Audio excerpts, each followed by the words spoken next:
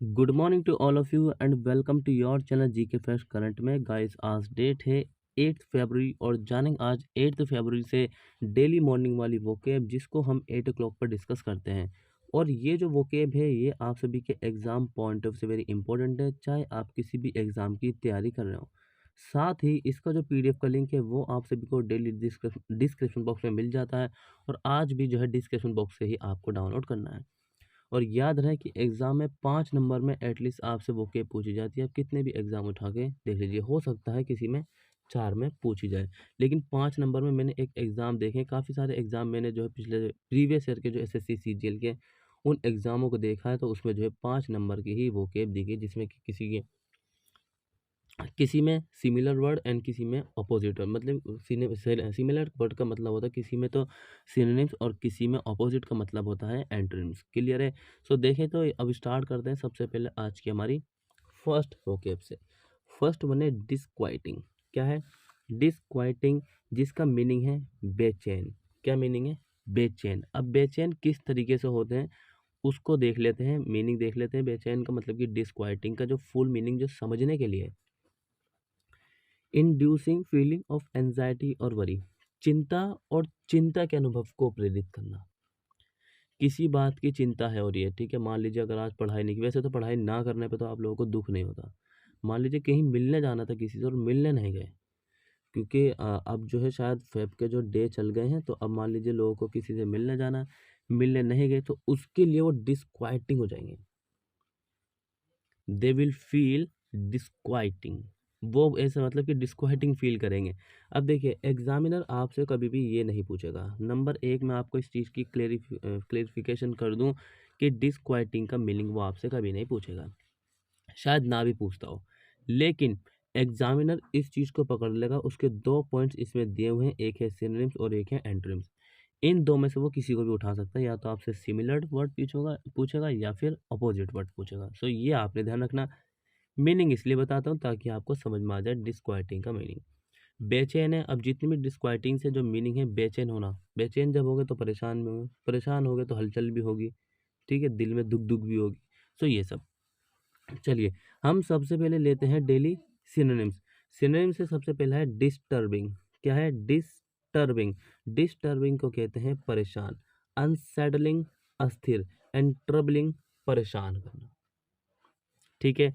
Antonyms है रीएश्योरिंग आश्वस्त, रीएश्योरिंग आश्वस्त, कामिंग शांति, एंड सूदिंग का मतलब होता है सुखदायक। ठीक है। चलिए एग्जाम्पल देख लें। So the disquieting situation between these two neighbouring countries look set to continue.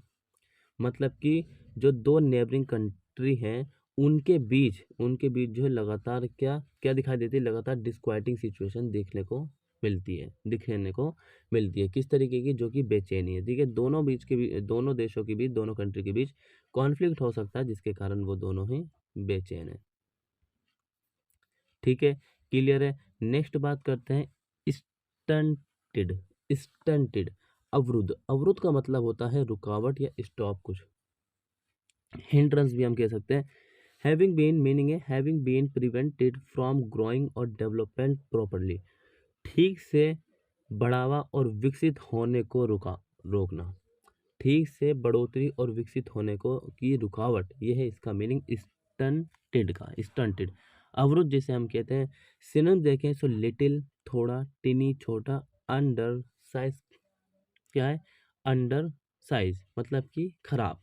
एंटरम से एडवांस, अग्रिम, फास्टर्ड का मतलब होता है आगे। फास्टर्ड का मतलब क्या होता है? बढ़ावा या फिर आगे। एडवांस, अग्रिम एंड फास्टर्ड का मतलब होता है बढ़ावा या फिर आगे। ठीक है, क्लियर है? सो भाई ये आपने ध्यान रखना है इसका सिनोनिम्स और एंटोनिम्स। आई होप कि आप सभी लोग अपने साथ पेन और कॉपी भी लेके बैठे होंगे ताकि आप नोट डाउन कर सकें जो भी इम्पोर्टेंस आपको लगता है। चलिए नेक्स्ट देखते हैं। नेक्स्ट है यहाँ पर एग्जाम्पल। और याद रहे कि HW मतलब कि होमवर्क आपको डेली मिलता है, क्योंकि एक एग्जाम्पल एटलीस्ट आपने बनाना है। जब तक आप एग्जाम्पल नहीं बनाओगे आपको वोकेब याद नहीं, क्योंकि वोकेब जो है कोई ट्रिक वगैरह नहीं है याद करने की। अगर ट्रिक होती सभी चीज़ें याद करने की तो आज मैं भी हर एक किताब रट लेता। ठीक है, ट्रिक से नहीं होती, किताब को प्रैक्टिकली आपको समझना पड़ेगा। प्रैक्टिकली समझना पड़ेगा, क्योंकि जो है ना तो आप हार्ड वर्क से किताबें पढ़ सकते हैं और ना ही आप स्मार्ट वर्क से। कहते हैं ना, hard work and smart work दोनों आपको अपनाना पड़ता है, कहीं प्रैक्टिकली तो कहीं स्मार्टली आपको पढ़ना पड़ेगा। लेकिन ट्रिक शब्द ये अपने दिमाग से भूलिए। अगर आप किसी बड़े एग्जाम की तैयारी कर रहे हैं, वहाँ पर प्रैक्टिकली आपको उसको एनालाइज करना पड़ेगा। चलिए, एग्जाम्पल है, lack of food has stunted stunted his growth. मतलब कि जो खाने के अभाव ने उसके ग्रोथ को अवरुद्ध कर दिया, खाने के अभाव ने उसको ग्रोथ को अवरुद्ध कर दिया। ठीक है, next, pre eminence. Pre eminence का मतलब होता है प्रमुखता। प्रमुखता का मतलब होता है जो लीडर है, सबसे ऊंचा, सबसे बड़ा। The fact of surprising all others, superiority. क्या है? The fact of surprising all, surpassing, sorry, ये सरपासिंग ऑल अदर्स मतलब कि सबको पार करने का तथ्य है। सरपासिंग मतलब कि सबको पार करने का तथ्य, जो कि श्रेष्ठता है। सिनोनिम देखें तो एक्सलेंसी, मान्यवर, सुप्रियोरिटी, श्रेष्ठता। ठीक है, और जो एमिनेंस का मतलब भी श्रेष्ठता होता है, जो कि सबसे ऊपर। एंटरम से इन्फीरियोरिटी। इन्फीरियोरिटी का मतलब होता है हीनता। मेडी और मेडियोक्रिटी, मेडियोक्रिटी का मतलब होता है सामान्य। मेडियोक्रिटी का मतलब क्या होता है? सामान्य। ठीक है, क्लियर है। नेक्स्ट देखते हैं example. No one doubt the preeminence of my father in financial matter. No one doubt the preeminence of my father in financial matter. मतलब कि मेरे पिता के वित्तीय मामले में, मेरे पिता के जो वित्तीय मामले की प्रमुखता या फिर प्रधानता पर संदेह नहीं किया। वित्तीय मामले पर मेरे पिता की प्रमुखता पर संदेह नहीं किया है। ठीक है, क्लियर। नेक्स्ट देखते हैं। तो भाई ये बात ध्यान रखना कि आप लोगों ने एटलीस्ट एक एग्जाम्पल जरूर बनाना है, क्योंकि कम से कम हम एटलीस्ट 30 वर्ड को डिस्कस करते हैं। एस्टिमेट कितने? 30 वर्ड को हम जो है डिस्कस करते हैं, इसको आप ध्यान रखना।